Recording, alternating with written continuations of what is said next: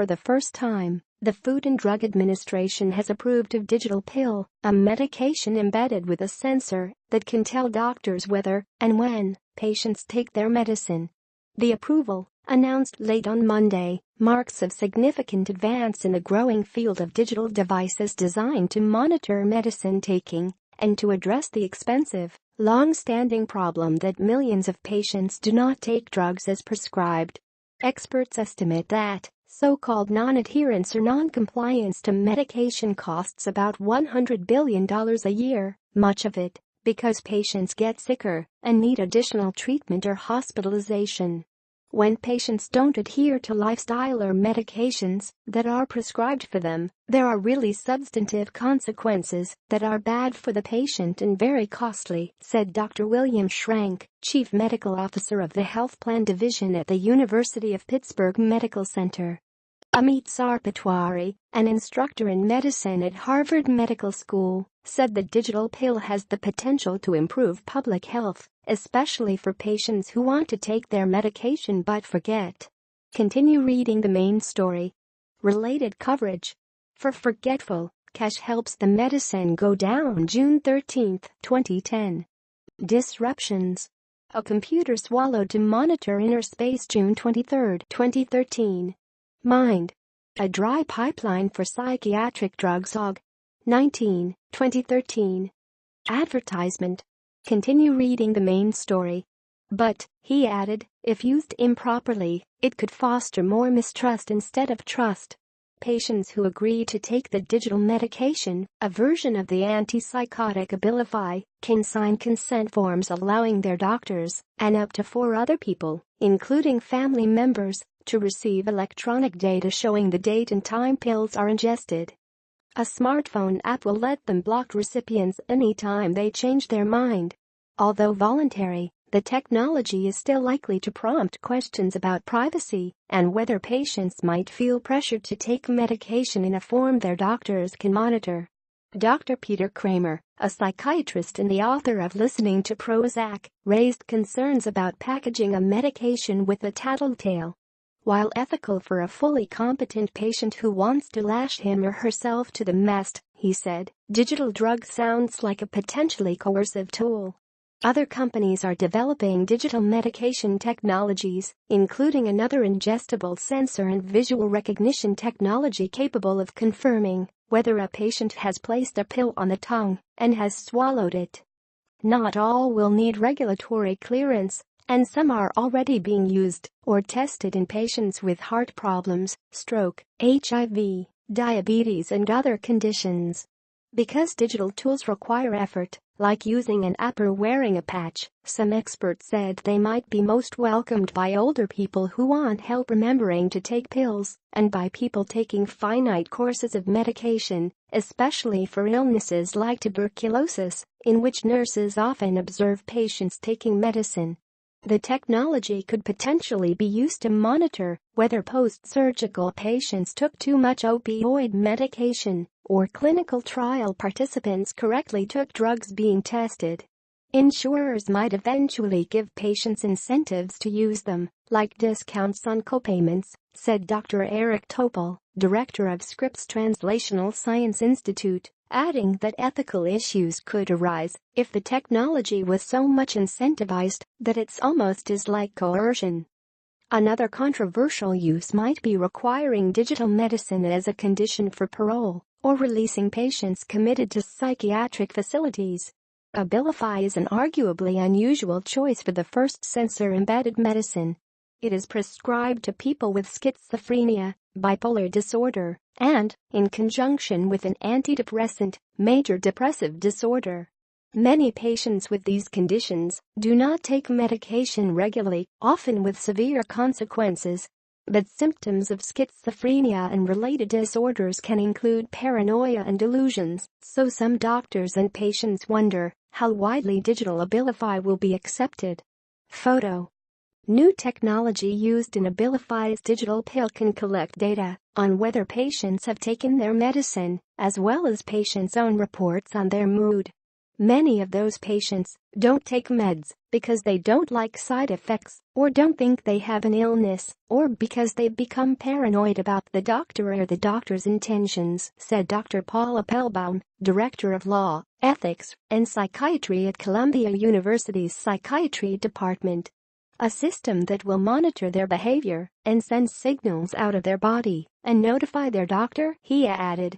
You would think that, whether in psychiatry or general medicine, drugs for almost any other condition would be a better place to start than a drug for schizophrenia. The newly approved pill, called Abilify Misite, is a collaboration between Abilify's manufacturer, Otsuka, and Proteus Digital Health, a California company that created the sensor. The sensor, containing copper, magnesium, and silicon, safe ingredients found in foods, generates an electrical signal when splashed by stomach fluid, like a potato battery, said Andrew Thompson, Proteus's president and chief executive. After several minutes, the signal is detected by a Band-Aid-like patch that must be worn on the left rib cage and replaced after 7 days, said Andrew Wright, Otsuka America's vice president for digital medicine. The patch sends the date and time of pill ingestion and the patient's activity level via Bluetooth to a cell phone app. The app allows patients to add their mood and the hours they have rested, then transmits the information to a database that physicians and others who give patients permission can access. Otsuka has not determined a price for Abilify Misite, which will be rolled out next year, first to a limited number of health plans, Mr. Wright said. The price and whether digital pills improve adherence will greatly affect how widely they are used. Questions about the technology's ability to increase compliance remain. Dr. Jeffrey Lieberman, chairman of psychiatry at Columbia University and New York Presbyterian Hospital, said many psychiatrists would likely want to try digital Abilify, especially for patients who just experienced their first psychotic episode and are at risk of stopping medication after feeling better. But he noted it has only been approved to track doses and has not yet been shown to improve adherence. Is it going to lead to people having fewer relapses, not having unnecessary hospital readmissions, being able to improve their vocational and social life? He asked. He added, there's an irony in it being given to people with mental disorders that can include delusions. It's like a biomedical Big Brother. The Well newsletter. Get the best of Well, with the latest on health, fitness, and nutrition, delivered to your inbox every week. Sign up. See sample privacy policy opt-out or contact us anytime. Abilify, a widely used drug, went off patent recently, and while other companies can sell the generic form, aripiprazole, Otsuka has exclusive rights to embed it with Proteus's sensor, said Robert McQuaid, Otsuka's executive vice president and chief strategic officer. It's not intended for all patients with schizophrenia, major depressive disorder and bipolar, he added. The physician has to be confident the patient can actually manage the system. Dr. McQuaid said, we don't have any data currently to say it will improve adherence, but will likely study that after sales begin. Proteus has spent years bringing its sensor to commercial use, raising about $400 million from investors, including Novartis and Medtronic, Mr. Thompson said. Until now, the sensor could not be embedded in pills, but pharmacies could be commissioned to place it in a capsule along with another medication. In 2016, the encapsulated sensor started being used outside of clinical trials, but commercial use is still limited, Mr. Thompson said. 9 health systems in 6 states have begun prescribing it with medications for conditions including hypertension and hepatitis E, the company said, adding that it has been found to improve adherence in patients with uncontrolled hypertension and others. Photo. William G. Young, who has schizophrenia, took Abilify for 16 years. He said he would not welcome a digital pill, but thinks it could help patients who don't regularly take their medicine. Credit Sam Hodgson for the New York Times.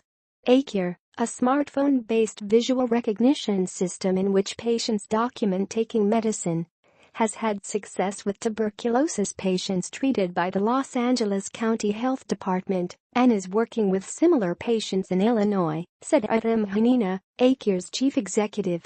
He said Adhere has shown promising results with other conditions, including in schizophrenia patients whose pill-taking would otherwise require direct observation. A Florida company, Adhere, makes another ingestible sensor, the ID cap, which has been or is being tested with opioids, HIV medication and other drugs.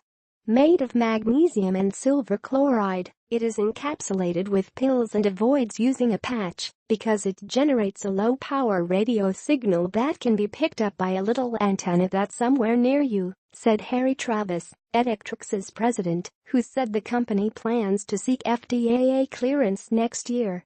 The signal is detected by a reader worn around the neck, but Adhere aims to fit readers into watch bands or cell phone cases.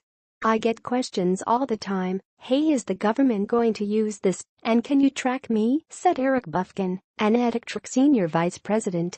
Frankly, there is a creepiness factor of this whole idea of medicine tracking. The thing I tell them first and foremost is there's nothing to reach out of this technology to pry your mouth open and make you take a pill.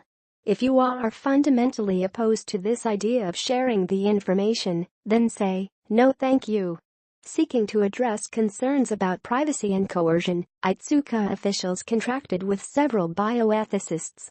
Among them, Glenn Cohen, a Harvard law professor, said safeguards adopted include allowing patients to instantly stop physicians and others from seeing some or all of their data.